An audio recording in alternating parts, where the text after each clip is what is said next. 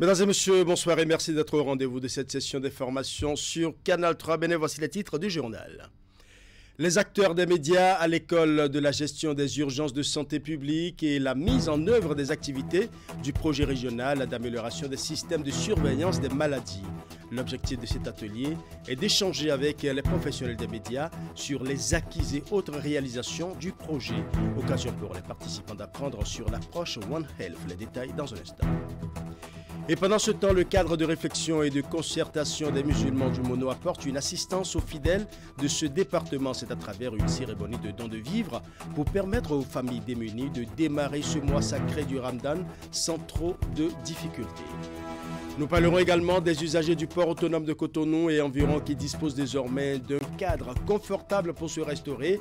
Une cantine flambant neuve est mise en service il y a quelques semaines dans l'espace portuaire, une initiative du gouvernement à travers le port autonome de Cotonou pour permettre aux agents et usagers du port de se restaurer dans de meilleures conditions. Voilà pour les titres, mesdames et messieurs. À nouveau, bonsoir. Le code électoral modifié puis voté à l'Assemblée nationale continue de susciter des polémiques au sein de la population. Dans l'ensemble, tout le monde s'accorde sur le fait que la barre des 20% de suffrages obtenus par circonscription électorale législative pour lever des sièges à l'Assemblée nationale ne sera pas un jeu pour les formations politiques.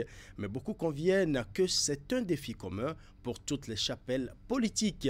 Une sorte d'invite à mouiller le maillot dans toutes les contrées du Bénin pour une meilleure représentativité. C'est d'ailleurs ce que pense le chroniqueur politique Jules Léandre Kitty au sujet des amendements au code électoral. Nous allons suivre son analyse. Dans les circonscriptions électorales, il faut désormais aller à 20% des suffrages exprimés pour être éligible au partage des sièges. Première conclusion à ce niveau. Ça veut dire qu'on demande à tous les partis politiques aujourd'hui de ne plus passer une seule journée à dormir. Il faut batailler dur, faire de la mobilisation dans tous les retranchements du Bénin, du territoire, aller chercher les meilleurs leaders, ceux qui parlent, on les écoute dans chaque contrée, faire des positionnements conséquents pour que dans la joute électorale, on puisse l'emporter. Et l'emporter à ce degré. Aucun député du parti, les démocrates par exemple, ne pourra, même s'il constatait, il se rendait compte que le candidat à l'élection présidentielle choisi par les démocrates, sa tête ne lui plaît pas, il ne pourra jamais aller donner son parrainage au candidat choisi par un parti de la mouvance présidentielle. On ne pourra même pas débaucher donc un parrain du parti des démocrates. De même, un député de la mouvance présidentielle, s'il ne veut pas donner son parrainage au candidat choisi par son parti, il a l'attitude d'aller donner son parrainage à un autre candidat de la mouvance présidentielle. Ce qui fait que le citoyen qu'il a vu comme un acteur politique majeur de la mouvance présidentielle, quand il le voit en train de donner son parrainage à un candidat de la mouvance présidentielle, il n'est pas étonné, il n'est pas choqué. Il y a de la lisibilité, de la cohérence. Et c'est d'ailleurs pour toutes les formations politiques que ça ne va pas être facile d'aller à 20%. Mais est-ce qu'on ne légifère pas pour l'avenir, pour avancer? Est-ce qu'une disposition légale qui tracte tout le monde vers l'effort, qui demande à tout le monde d'aller rechercher dans cette tripe les ressources pour pouvoir avancer, est-ce que ce n'est pas une bonne chose? Moi, j'ai envie de répondre, ça ne va pas être facile, c'est dur, mais c'est pour avancer. Et c'est en cohérence avec l'objectif annoncé par le chef de l'État et que les parlementaires ont compris. Je l'annonçais en titre, les usagers du port autonome de Cotonou et environ ont désormais un cadre confortable pour se restaurer. Une cantine flambant neuve a été mise en service il y a quelques semaines dans l'espace portuaire, une initiative du gouvernement à travers le port autonome de Cotonou pour permettre aux agents et usagers du port de se restaurer dans de meilleures conditions. Une équipe de notre rédaction est allée faire le constat. Voici le reportage. Voici le nouveau joyau dont bénéficient agents et usagers du port autonome de Cotonou. Depuis environ un mois déjà, la cantine du port. Comme on peut le constater, les dockers sont les plus remarqués sur les lieux.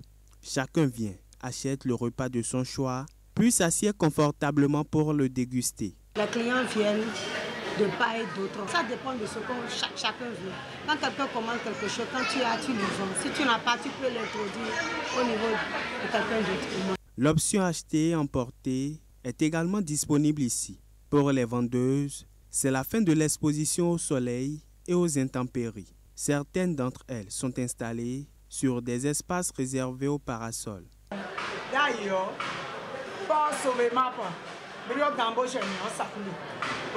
Avant, c'est au niveau du pont Sobemap, bureau d'embauche, qu'on restait pour vendre. Et nous ont dit que le président a dit que nous n'allons pas vendre un peu partout et de façon dispersée puisque ça salit le pays. Et nous ont aménagé un hangar au port douane avec la promesse de nous construire une cantine. Et voilà, ils l'ont fait et c'est vraiment bien. Là où on nous a amené est bon, mais seulement qu'il n'y a pas tellement la vente. Mais je prie Dieu que la vente vienne. Le gouvernement a construit un nouveau marché ici pour permettre à nos maris dockers de venir manger et même ceux qui viennent de part et d'autres. Quand le bateau travaille, les clients viennent. Mais quand il n'y a pas de bateau, les clients ne viennent pas en tant que tels. Donc ce sera les fonctionnaires, les gens qui travaillent, les maçons, tout ça, ce sera eux qui viennent pour le moment d'abord. Cet espace qu'on nous a construit est bien agréable. Jusque la clientèle ne crème pas pour le moment. Tout le monde n'est pas encore au courant. Cependant, si le cadre est plus ou moins irréprochable, ici, l'affluence peine pour le moment à être à la hauteur des attentes. Une situation dont se plaignent les vendeuses. Nous allons à présent faire un clin d'œil à la communauté musulmane qui a entamé le mois sacré du Ramadan. Depuis hier lundi, à Djougou, dans le département de la Donga, les fidèles musulmans de la ville ont entamé le jeûne par la prière du Tarawi. Ils étaient dans plusieurs mosquées de la ville, Carrefour, à quelques heures du démarrage du jeûne musulman. Voici le constat d'une de nos équipes de reportage.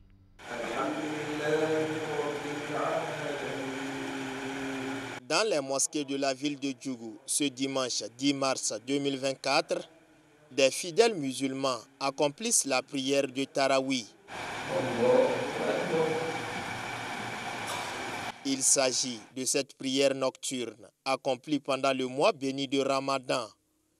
Un mois au cours duquel le fidèle musulman, jouissant d'une bonne santé et ayant la capacité mentale, doit s'abstenir de tout besoin nutritionnel et charnel du lever au coucher du soleil pour la toute première nuit de Tarawi.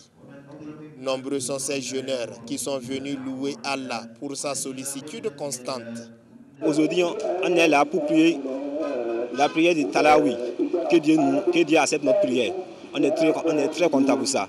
Donc c'est la prière qu'on prie avant de commencer le jeûne. Pratique religieuse de la sunna du prophète Mahomet, exclusivement observée pendant le mois sacré de l'islam. Tarawi est une prière méritoire pour un nombre de jeûneurs. Loin donc d'une simple formalité, elle revêt une importance capitale pour ces derniers qui recherchent l'agrément d'Allah en multipliant des prières surérogatoires et louanges. Je profite de ce mois béni, de ce mois saint qui s'annonce déjà pour formuler beaucoup d'intentions, pour formuler beaucoup de vœux, beaucoup de prières. L'année dernière, j'en ai eu à demander la longévité à mon Seigneur. Mais voici cette année, je remercie Dieu. J'ai eu en grande partie ce que je suis en train de rechercher. Mais en tant qu'homme, l'homme c'est un éternel insatisfait. Donc je continue toujours tant que j'ai au-dessous de vie à prier Dieu, à ce qu'il me donne plus ce que je suis en train de demander. Ça a beaucoup d'importance comme toutes les autres prières. Donc quand tu te retrouves en position de prière, en tant que musulmane, je me sens très à l'aise et je sens que je suis en contact direct avec mon Dieu. Donc c'est une fierté de l'accomplir aujourd'hui. Bien qu'étant une prière supplémentaire, la Tarawi est fortement recommandée à tous les musulmans qui, selon l'islamologue, doivent scrupuleusement observer certains comportements. Il faut qu'entre nous-mêmes, on évite ce que les Arabes appellent le hikt, hew, kof, dal. Le hic n'est rien d'autre que le fait de garder la haine en soi, en attendant le moment opportun pour se venger de l'intéressé. Il faut que nous nous débarrassons du hic. Le carême proprement dit, nous devions formuler l'intention de jeûner 30 jours ou 29 jours avec foi, sincérité, et c'est à partir de là maintenant que nous pouvons obtenir les grâces qui nous ont été promises. Il faut faire beaucoup de lecture du Coran, il faut faire beaucoup de salat au prophète, adresser la prière au prophète de l'islam, faire les litanies, les zikrs, beaucoup zikrer, et ensuite maintenant faire beaucoup la lecture du Coran. En cette période de pénitence, de grande repentance et partage, l'islamologue invite les musulmans les plus nantis à apporter leur assistance aux jeûneurs nécessiteux. Le peu de richesse qu'Allah nous a accordé là, en ce moment-là, faisons l'effort de le partager avec les autres frères musulmans, avec les veuves, avec les orphelins. Et je veux profiter de pour faire un appel aux commerçants. Pardon, éviter la surenchère parce qu'on sait que le carême est arrivé. Puisqu'on sait que le carême est là, le riz qui était à 12 000, les gens vont l'envoyer à 14 000. Le sucre qui était à 500, 600, les gens vont l'envoyer à 700, 800. Le lait qui était ceci. Pourquoi? Tout simplement parce qu'ils savent que les musulmans ont besoin de consommer du pain, ils ont besoin de consommer le riz, ils ont besoin de faire ci, de faire ça. Donc il vaut mieux que nous faisions l'effort de rendre la tâche facile aux musulmans. Pour rappel, la Tarawih est cette prière prescrite à la communauté musulmane dans la 2e année de l'hégire du prophète Mahomet. Et justement, pour permettre aux familles démunies de démarrer ce mois sacré de Ramadan, le cadre de réflexion et de concertation des musulmans du Mono apporte une assistance aux fidèles de ce département. C'est à travers une cérémonie de don de vivres qui s'est déroulée ce dimanche à Lokossa. Narcisse Alossé pour les détails. Des sentiments de joie dans les rangs des fidèles musulmans du Mono à un peu moins de 24 heures du début du mois de Ramadan. Le cadre de réflexion et de concertation des musulmans du Mono vient au chevet de la communauté, les bras chargés de vivre pour bien commencer ce mois de jeûne. Vous n'êtes pas sans savoir que le mois qui s'annonce, c'est un mois de partage, c'est un mois de pardon et de partage. Ceux-là qui, à quelques heures de commencement du jeûne, n'ont pas 1 kilo de riz. Il y en a qui n'ont même pas un sachet de spaghettis. Et c'est ce que le cadre a compris. Il dit, comme le dit un adage, nul n'a le droit d'être héros tout seul. Le lot d'emballage est composé de sacs de riz et de cartons de pâte alimentaire mobilisés suite à une cotisation des membres du bureau exécutif de ce creuset. Des vivres transmis aux imams des mosquées pour distribution aux fidèles musulmans les plus pauvres vivant dans les 6 communes du département du Mono. Notre frère, notre papa El Hadj, Rabiou Garba et tous ses compagnons qui ont eu cette idée de nous venir en aide en ce mois béni de Ramadan, nous les remercions infiniment. Parce que ce que nous venons de voir ce matin par un fils du Mono, accompagné par le cadre de concertation, ça vraiment a été très solable. Prière et bénédiction accompagnent cet élan de cœur des responsables du cadre de réflexion et de concertation des musulmans du Mono.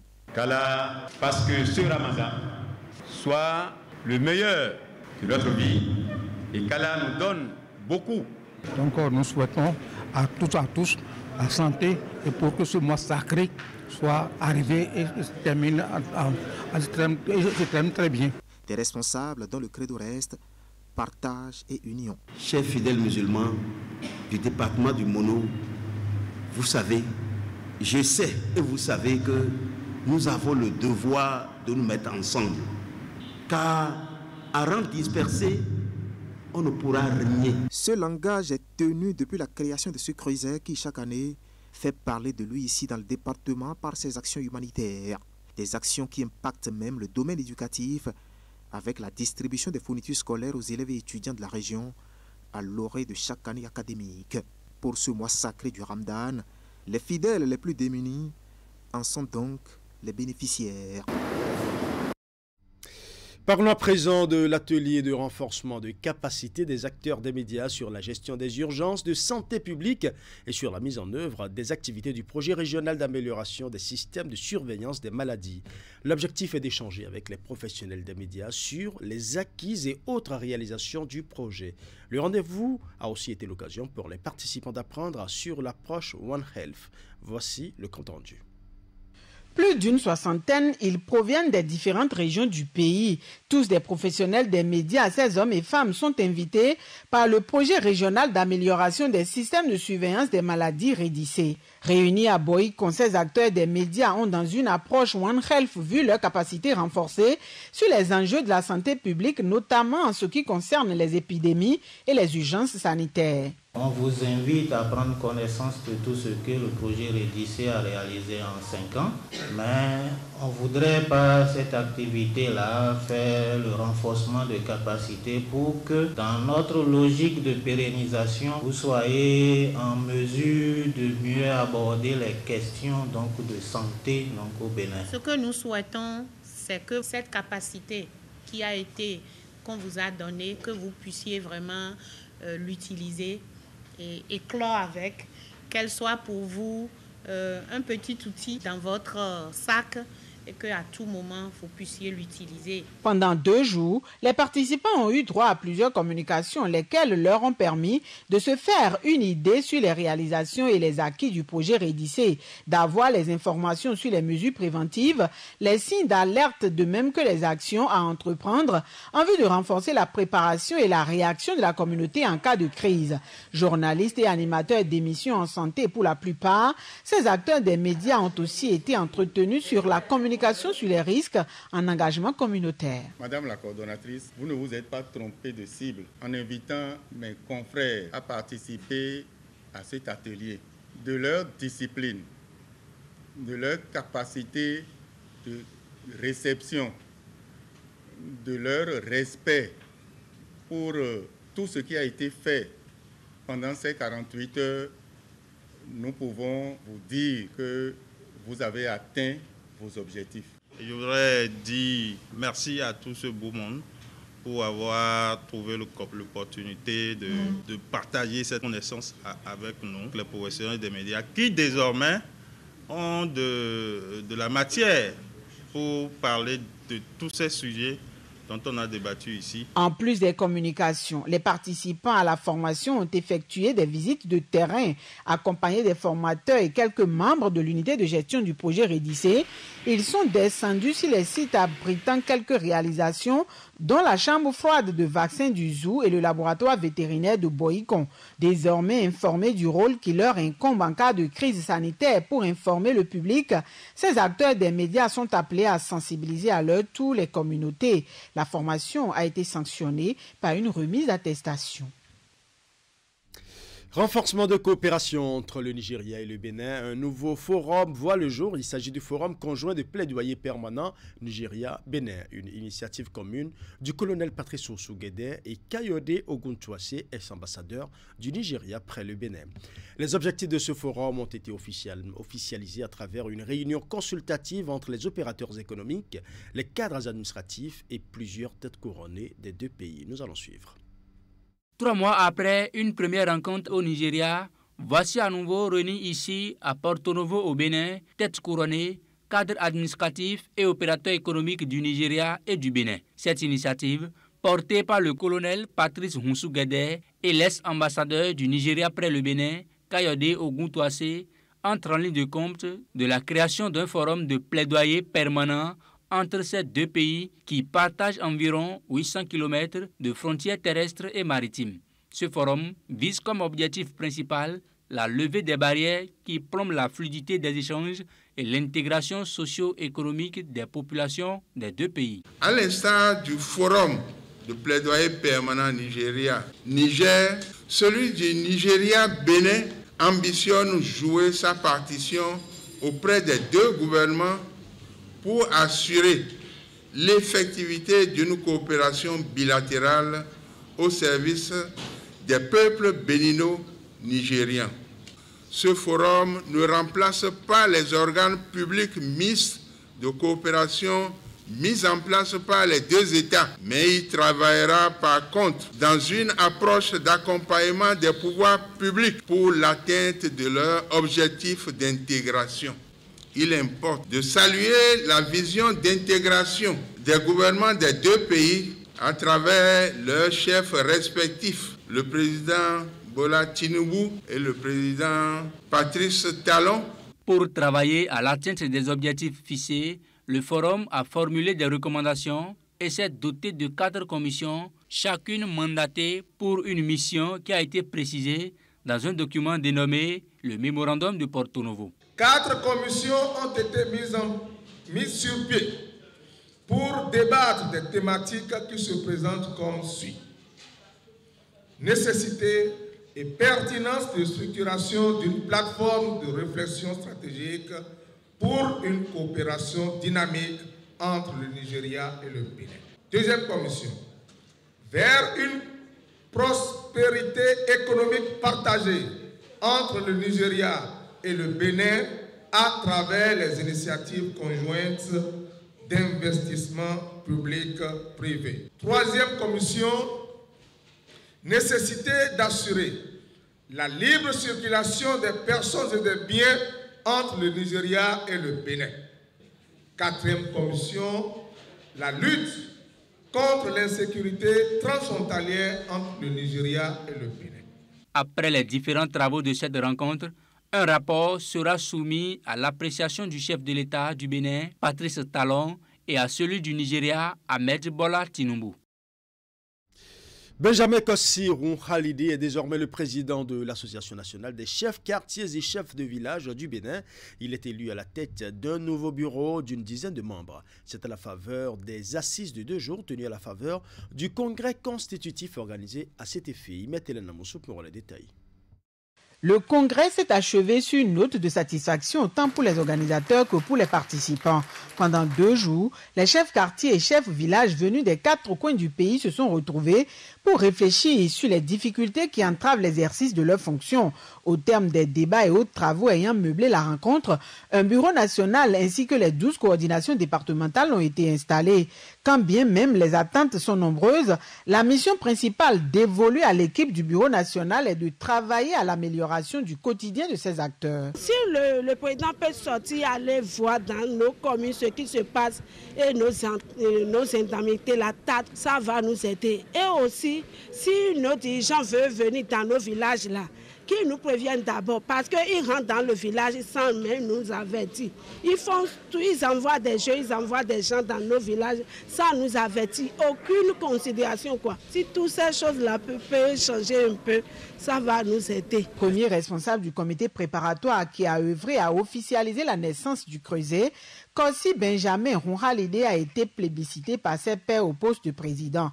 Conscient des défis à relever, il compte sur l'accompagnement des uns et des autres pour assumer au mieux ses responsabilités. J'étais au commencement et depuis 4 mois et demi, j'ai pris les rênes du comité préparatoire.